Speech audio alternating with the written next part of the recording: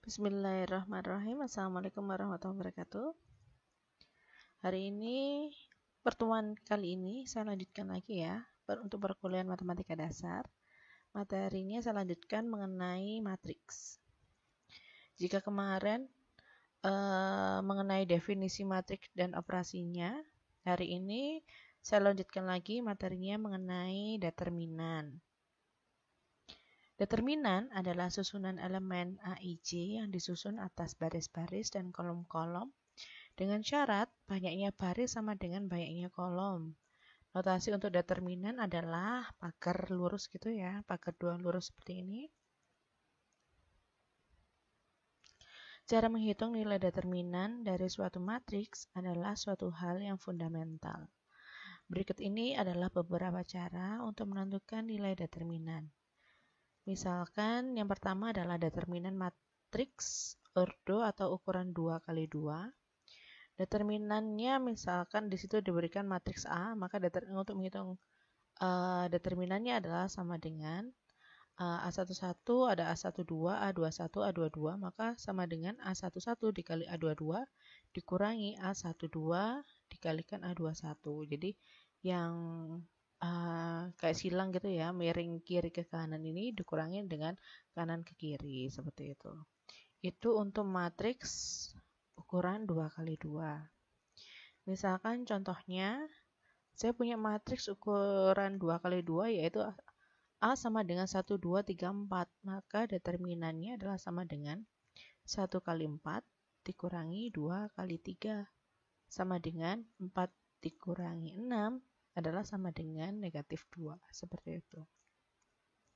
Jadi kayak dikali silang. Kalau di SMA atau di sekolah,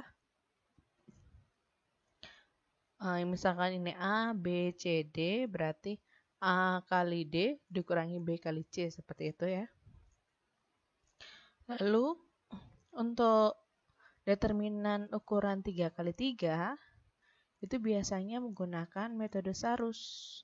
Mungkin sudah beberapa sudah pernah diajari mungkin ya metode Sarus atau mencari determinan dengan ukuran 3x3. Misalkan matriksnya adalah ukuran 3x3, A11, A12, A13, A21, A22, A23, A31, A32, A33.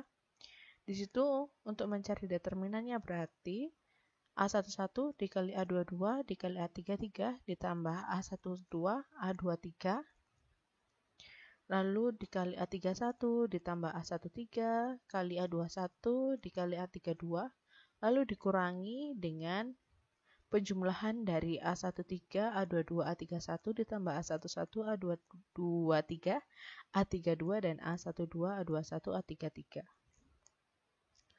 Misalkan di situ saya punya contoh untuk matriks B-nya adalah A1, 2, 3, 4, 5, 6, 7, 8, 9. Lalu metode seharusnya hasilnya adalah di situ 4, 5 dari perkalian A11, A22, A33. Lalu ditambah dengan 84. 84 itu adalah perkalian dari A12. A12 adalah 2, A23, lalu dikalikan dengan A31, lalu ditambah dengan 96. 96 dapat dari A13, A21, dan A32. Lalu dikurangi dengan penjumlahan dari A13 kalikan A22, A31 itu hasilnya adalah A105. A11, A23, A32 adalah hasilnya adalah 48. Lalu untuk A12, A21, A33 itu hasilnya adalah 72. Sehingga hasil determinan dari matriks B adalah 0, seperti itu. Berikutnya ada determinan, ada juga inverse. Yang menjadi perhatian khusus adalah matriks bujur sangkat dengan bilangan 1 pada diagonal utamanya dan 0 pada entry-entry lainnya. Misalkan seperti ini ya.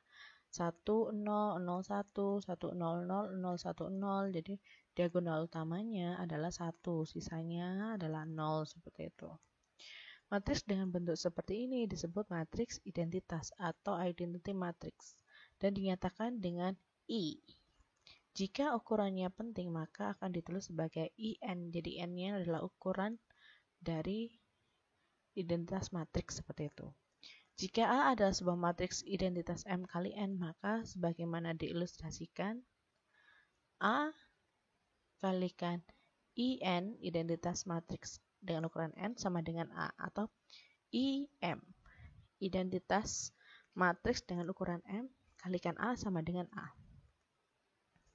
Jika A adalah matriks bujur sangkar dan jika terdapat matriks B yang ukurannya sama sedemikian rupa sehingga A kali B itu adalah sama dengan B kali A atau sama dengan identitas, maka A disebut dapat dibalik atau invertible dan B disebut sebagai inverse dari A.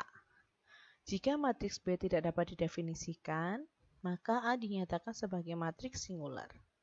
Sebagai konsekuensi dari hasil penting ini, jika A dapat dibalik, maka inverse A dinyatakan sebagai simbol A inverse seperti ini. Jadi, A dikalikan A inverse adalah identitas.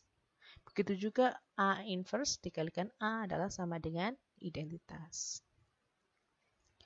Misalkan A adalah suatu matriks berukuran 2x2, misalkan A-nya adalah A, B, C, D, dapat dibalik jika AD dikurangi BC itu tidak sama dengan 0.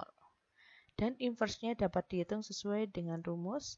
Untuk A inverse bisa dihitung 1 per determinan dikali dengan adjoint-nya. Adjoint di sini misalkan adalah D, negatif B, negatif C, dan D seperti itu. Jadi ini dibalik, yang kiri ke kanan ini dibalik, sisanya yang kanan ke kiri dikalikan dengan negatif seperti itu.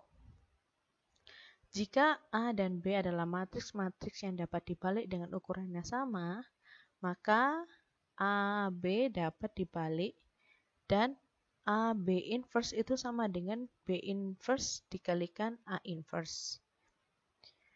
Selanjutnya, untuk jenis-jenis matriks, pada subbab ini akan dijelaskan beberapa matriks jenis tertentu yang memiliki bentuk khusus. Yang pertama ada matriks diagonal, suatu matriks bujur sangkar yang semua entry-nya yang tidak terletak pada diagonal utama adalah 0. Disebut dengan matriks diagonal atau diagonal matriks. Berikut ini beberapa contohnya. Jadi di sini ada 2, 0, 0, negatif 5. Jadi di sini diagonal utamanya ada 2 dan negatif 5. Lalu 1, 0, 0, 0, 1, 0, 0, 0, 1 ini juga matriks diagonal karena diagonalnya berisi 1, 1, 1 seperti itu. Lalu ada lagi matriks ukuran 4x4. Ada 6, 0, 0, 0, 0, negatif 4, 0, 0, 0, 0, 0, 0, 0, 0, 8. Ini juga termasuk matriks diagonal. Karena diagonal utamanya terdapat entry-entry atau angka-angka gitu. Sisanya adalah 0 seperti itu. Lalu matriks segitiga. Matriks bujur sangkar yang semua entry di atas diagonal utamanya adalah 0 disebut matriks segitiga bawah. Dan matriks bujur sangkar yang semua entry di bawah diagonal utamanya adalah 0 disebut matriks segitiga atas. Jadi ini adalah matriks segitiga atas. Dan ini adalah matriks segitiga bawah.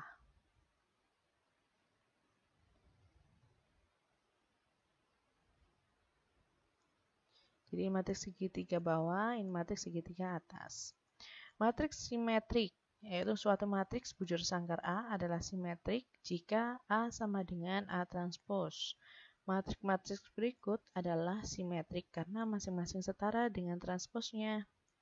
Jadi ini adalah matriks simetrik 7, negatif 3, negatif 3, 7. Jadi dia bentuknya simetrik. Lalu 1, 4, 5, 4, negatif 3, 0, 5, 0, 7. Ini juga simetrik karena di sini 4, 4, 5, 5. Jadi seperti dicerminkan oleh oleh diagonal utamanya gitu ya. Jadi 5, 5, 4, 4 seperti itu. Ini juga termasuk yang D100, 0D200 dan seterusnya. Ini adalah juga matriks simetrik. Ini mengacu pada fakta bahwa mentranspos matriks bujur sangkar dapat diselesaikan dengan mempertukarkan entry-entry pada posisinya simetris terhadap diagonal utama. Dinyatakan dalam bentuk entry individual, suatu matriks A sama dengan AIJ adalah simetrik jika dan hanya jika AIJ itu sama dengan AJI untuk semua nilai I dan J.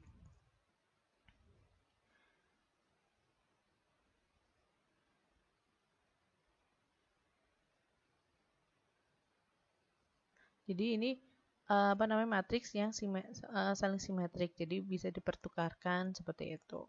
A transpos, jadi transpos matriks bujur sangkar seperti itu. Itu akhirnya ini menjadi simetrik seperti itu. Untuk latihannya bisa dikerjakan ya untuk tugas ketiga. Terima kasih untuk materi hari ini, demikian ya. Wassalamualaikum warahmatullahi wabarakatuh.